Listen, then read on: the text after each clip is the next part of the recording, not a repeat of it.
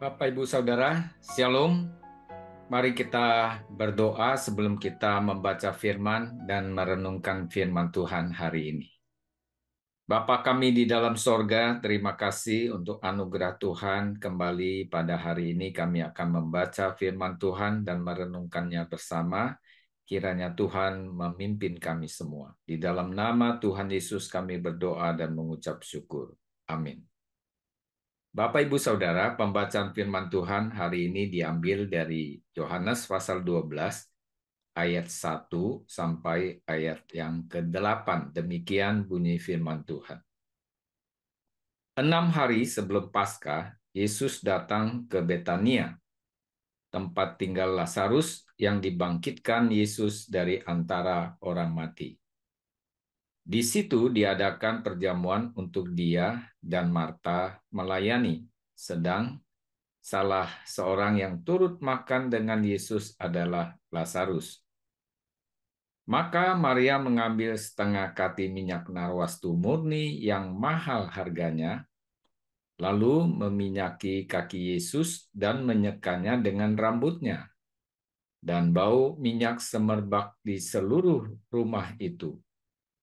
Tetapi Yudas Iskariot, seorang dari murid-murid Yesus yang akan segera menyerahkan dia, berkata, "Mengapa minyak narwastu ini tidak dijual 300 dinar dan uangnya diberikan kepada orang-orang miskin?" Hal itu dikatakannya bukan karena ia memperhatikan nasib orang-orang miskin, melainkan karena ia adalah seorang pencuri. Ia sering mengambil uang yang disimpan dalam kas yang dipegangnya. Maka kata Yesus, biarkanlah dia melakukan hal ini mengingat hari penguburanku. Karena orang-orang miskin selalu ada pada kamu, tetapi aku tidak akan selalu ada pada kamu. Amin.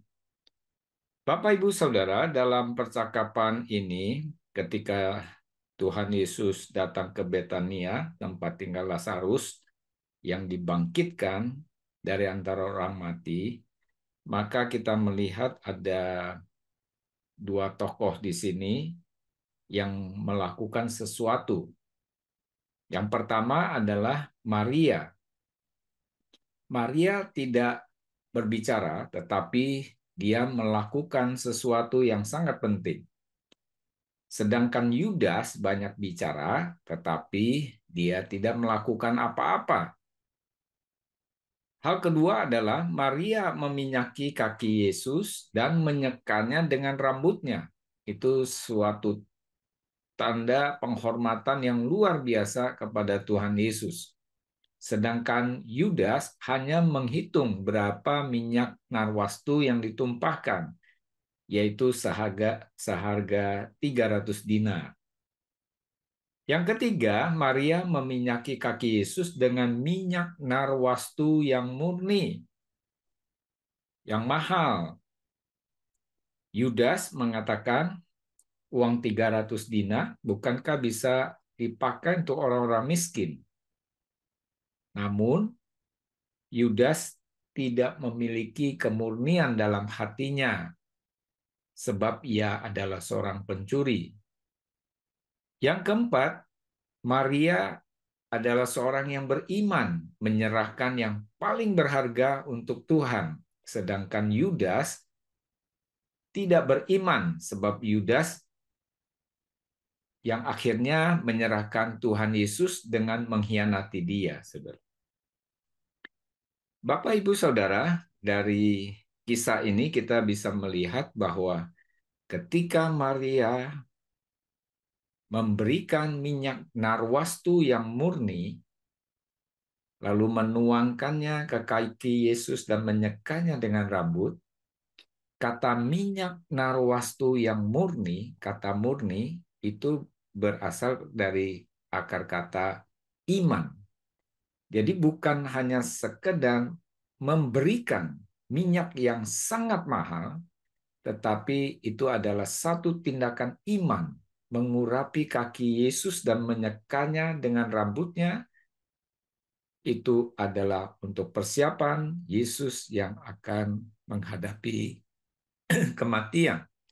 Sedangkan Yudas tidak memiliki hati yang murni.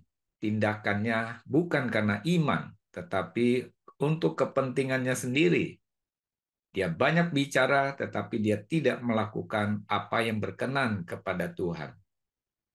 Yang kita renungkan melalui bagian yang kita baca saat ini adalah, apakah kita sungguh-sungguh mengerti, memahami akan anugerah Tuhan yang begitu besar dalam hidup kita, sehingga kita ingin hidup memuliakan Tuhan, memberikan yang terbaik bagi Tuhan berdasarkan kemurnian hati yang didasarkan pada iman. Nah, saudara-saudara, inilah yang menjadi perenungan kita. Kiranya Tuhan menolong kita semua untuk memiliki hati yang murni, persembahan yang murni di hadapan Tuhan berdasarkan iman.